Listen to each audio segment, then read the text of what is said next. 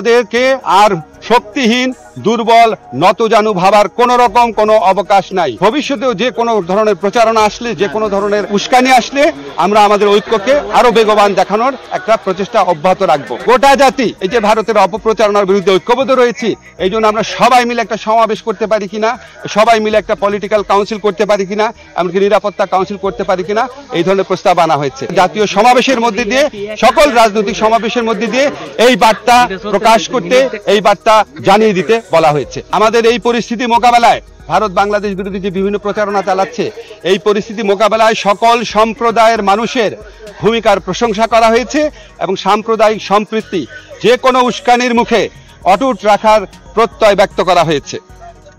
সবশেষে সবাই একটা জিনিস বলেছেন যে আমাদেরকে আর শক্তিহীন দুর্বল নতজানু ভাবার কোন রকম কোনো অবকাশ নাই। যে কোনো ধরনের অপপ্রচারণা এবং উস্কানির বিরুদ্ধে আমরা ঐক্যবদ্ধ থাকব এবং আমরা আমাদের ঐক্য অটুট রাখবো।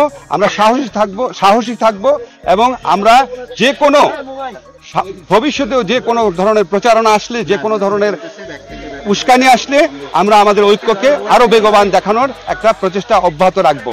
একই সাথে সাথে আমাদেরকে বলা হয়েছে, এটা প্রস্তাব আকারে আসছে যে আমরা যে গোটা জাতি এই যে ভারতের অপপ্রচারণার বিরুদ্ধে ঐক্যবদ্ধ রয়েছি, এই জন্য আমরা সবাই মিলে একটা সমাবেশ করতে পারি কিনা, সবাই মিলে একটা পলিটিক্যাল কাউন্সিল করতে পারি কিনা, এমনকি নিরাপত্তা কাউন্সিল করতে পারি কিনা, এই ধরনের প্রস্তাব আনা হয়েছে।